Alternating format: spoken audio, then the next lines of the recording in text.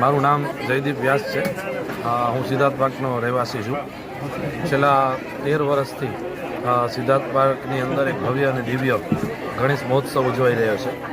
ગણપતિ દાદા એ વિઘ્નહર્તા દેવ છે અને ખાસ કરીને મનુષ્ય માત્રના દરેકના વિઘ્નો હરે એવા હેતુથી સંપૂર્ણ વિશ્વ જ્યારે ગણપતિ દાદાનો ઉત્સવ ઉજવી રહ્યો છે ત્યારે સિદ્ધાર્થ પાર્કના યુવાનો એમાં ખાસ કરીને નવયુવાનો જ્યારે આવું એક અદ્ભુત ધર્મનું કાર્ય કરતા હોય ત્યારે સનાતન ધર્મનો હકીકતમાં એક વિજય છે।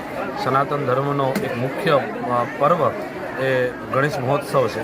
સિદ્ધાર્થ પાર્કની અંદર છેલ્લા 13 વર્ષથી આ જે ગણેશ મહોત્સવ ઉજવાઈ રહ્યો છે એક સંગઠનની ભાવનાથી આ ઉજવાઈ રહ્યો છે। મહારાષ્ટ્રમાંથી આ ગણેશ મહોત્સવનો પ્રારંભ થયો ત્યારથી સંપૂર્ણ વિશ્વની અંદર ગણેશ મહોત્સવ ઉજવાઈ રહ્યો છે।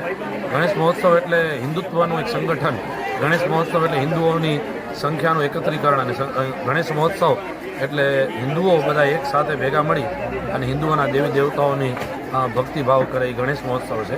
તો સિદ્ધાર્થ પાર્કના દરેક રહેવાસીઓ પણ આમાં ખૂબ આનંદ અને ઉલ્લાસથી ભાગ ભજવી રહ્યા છે। ત્યારે આપ સૌ લોકોને કહેતા આનંદ થાય કે સિદ્ધાર્થ પાર્કની અંદર દર વર્ષે ગણેશ મહોત્સવ જે થઈ રહ્યો છે એમાં ખૂબ ઉત્તરોત્તર પ્રગતિ થઈ રહી છે અને દર વર્ષે કંઈક નવું આ મહોત્સવમાં જોવા મળે છે। જય સિયારામ। મારું નામ નીલ કનૈયા, હું સિદ્ધાર્થ પાર્કનો રહેવાસી છું। હમણાં જયદીપ મહારાજે કીધું એમ અમે છેલ્લા 13 વર્ષથી આપણે ગણેશ મહોત્સવનું આયોજન કરી રહ્યા છીએ। અમે એક જ આપના માધ્યમથી એક જ સંદેશો આપવા માંગીએ છીએ કે આપણે વાતાવરણ શુદ્ધ રાખીએ। એટલે અમે હર હંમેશની જેમ ચાલુ વર્ષે પણ ઇકો ફ્રેન્ડલી ગણેશ મહોત્સવનું આયોજન કરેલ છે, જેથી પર્યાવરણને નુકસાન ન થાય। વિસર્જન સમયે પાણીમાં જ્યારે વિસર્જન કરવામાં આવે ત્યારે જળચર જીવોને નુકસાન ન થાય તે રીતે અમે ઇકો ફ્રેન્ડલી ગણપતિનું આયોજન કર્યું છે।